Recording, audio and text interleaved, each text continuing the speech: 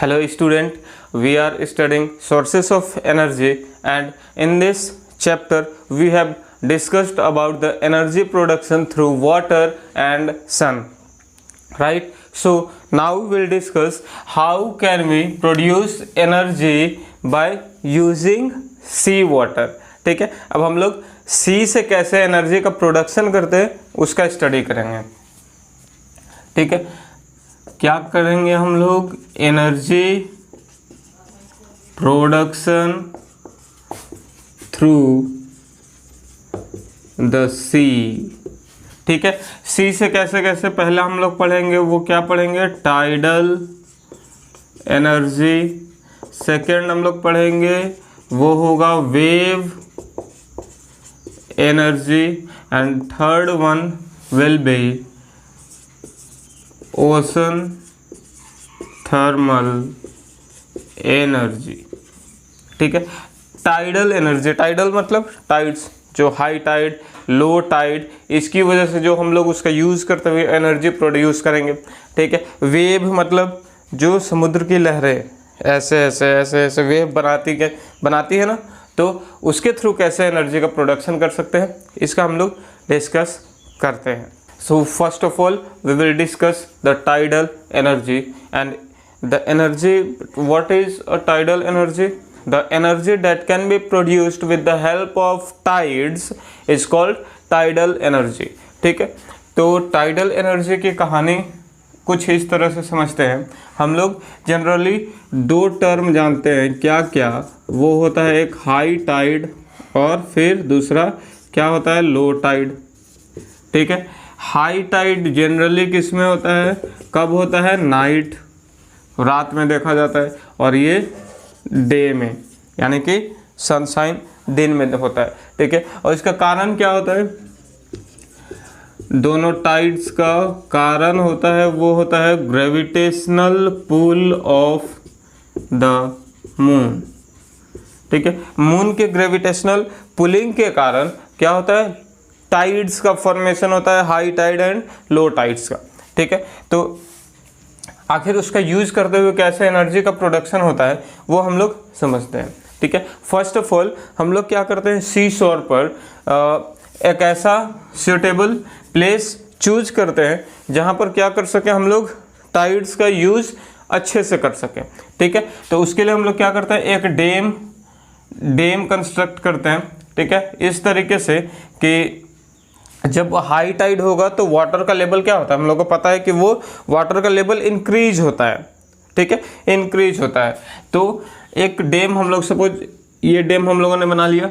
ठीक है, अब ये हाई टाइड का सिचुएशन है, मतलब लेवल ऑफ वाटर क्या होता है, हो रहा है राइज अप हो रहा है, इंक्रीज हो रहा है. अब देखो ये एक डैम की वजह से जब ये हाई टाइड में वाटर का लेवल इंक्रीज हुआ, राइट, और यहाँ पर बीच में एक पाथ बना होता है through which water can easily pass. ठीक है, वहाँ से वाटर क्या हो, आसानी से पास कर सके.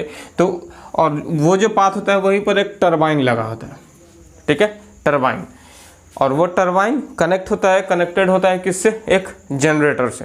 ठीक है, then at the time of high tide we know that water flows from the higher level to lower level. ठीक है, हाई लेवल से लो लेवल की तरफ वाटर पास करेगा.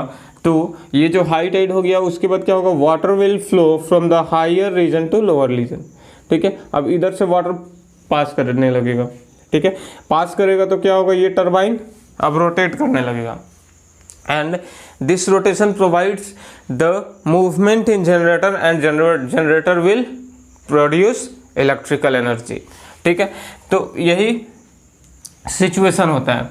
ठीक है, टरबाइन रोटेट, इलेक्ट्रिसिटी प्रोड्यूस हुआ.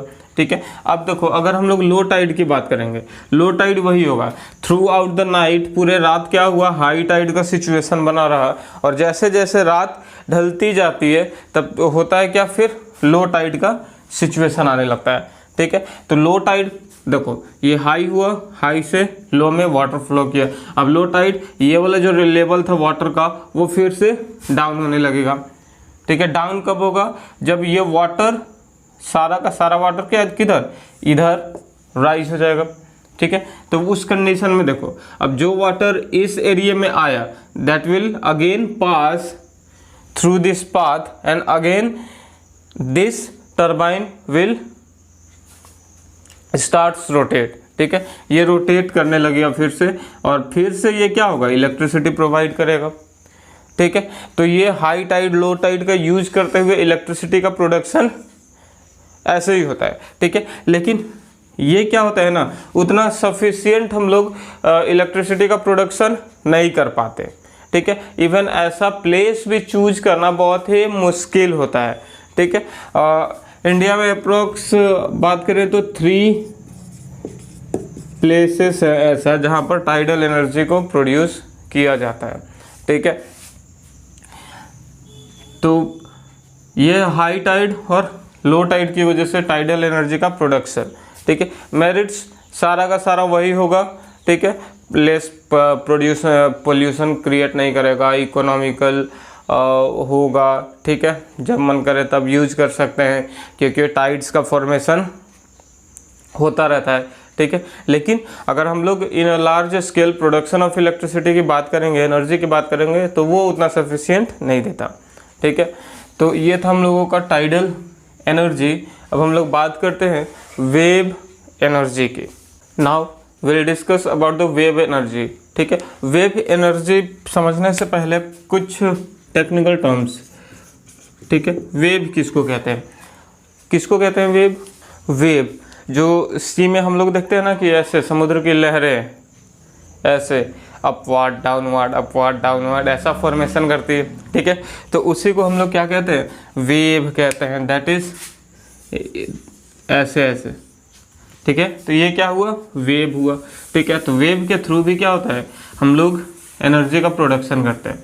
कैसे, समझो ऐसे, मान लिया कि ये क्या है, एक सी बेड है, ठीक है। क्या है, सी बेड, ठीक है। अब यहाँ से क्या हो रहा है, वेव कैसे, वेव का फॉर्मेशन क्यों होता है, due to the presence of air, ठीक है। एयर जितना तेजी से फ्लो करता है उतना ही ज़्यादा क्या होता है, वेव का फॉर्मेशन होता है। कौन सा वेव, वाटर का वेव। अब देखो, अगर इसको समझे कि ये क्या है,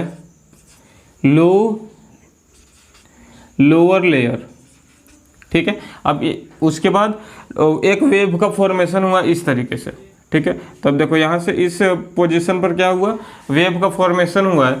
और तो यहाँ पर क्या किया जाता है ना, एक चेम्बर बनाया जाता है, ठीक है। चेम्बर ये क्या हो सकता है कि फ्लोट कर रहा हो, पानी में तैर रहा हो। तो इस तरीके से इस चेम्बर को बनाया जाता है कि ये जो क्या हो, टोटल पैक हो, ठीक है। मतलब जहाँ पर वेव का फॉर्मेशन हुआ, ये वाटर वेव इसके इनसाइड ऐसे हुआ, और यहाँ पर जो एयर था, ठीक है, वो एयर क्या हो गया, कंप्रेस्ड हो गया, ठीक है। This compressed air is responsible for the rotation of this turbine, ठीक है। जब भी वाटर का प्रेशर इंक्रीज होगा तो इस पर क्या होगा, हलचल होगा, और हलचल कैसा, ये रोटेट करने लगेगा, ठीक है। And due to this rotation electricity will be generated, ठीक है। अब इस रोटेशन की वजह से इलेक्ट्रिसिटी जनरेट होगा। जनरेट क्यों होगा, क्योंकि टरबाइन किसका यूज कर रहे हैं हम लोग अभी तक, जनरेटर का, ठीक है। और वाटर में क्या होता है, काइनेटिक एनर्जी, और इसी काइनेटिक एनर्जी के चलते एयर क्या होता है, यहाँ पर कंप्रेस होता है। फिर उसके बाद क्या होगा, ये रोटेट करने लगेगा। अब देखो, एक वेव का फॉर्मेशन हो गया, अब वो फिर इधर डाउन हो गया, तब तक इसके पीछे वाला फिर एक वेव जो फॉर्म किया वो यहाँ पर पहुँच जाएगा, ठीक है। फिर उसके पीछे वाला एक वेव होगा, यहाँ पर पहुँचेगा।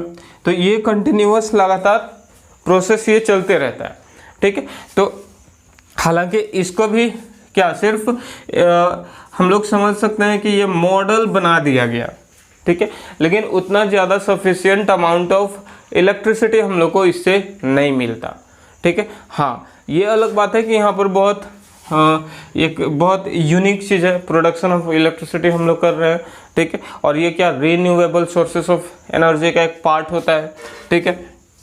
तो इसमें भी अगर हम लोग मेरिट की बात करें या फिर सिंपली एडवांटेजेस की, तो सारा का सारा एडवांटेजेस सेम होगा, ठीक है, जो कि हमने पहले पढ़ा रीन्यूएबल सोर्सेस ऑफ एनर्जी में, जो चाहे वो वाटर एनर्जी का हो या फिर हम लोगों ने सोलर एनर्जी की बात की हो। Merit will be same, demerit यही होगा कि ये सारे जगह हम लोग नहीं कर सकते। जहाँ पर वेव का फॉर्मेशन तेज़ी से होता है वहीं पर इसको हम लोग क्या अप्लाई कर सकते हैं। ठीक है, तो ये था वेव एनर्जी और टाइडल एनर्जी। ठीक है, बस थोड़ी थोड़ी जानकारी होनी चाहिए इसके बारे में, एग्जाम में अगर आ जाए तो 2 लाइन लिख सके। ठीक है, तो नेक्स्ट हम लोग ओशन थर्मल एनर्जी पढ़ेंगे, that will discuss in the next video. Till then, thank you.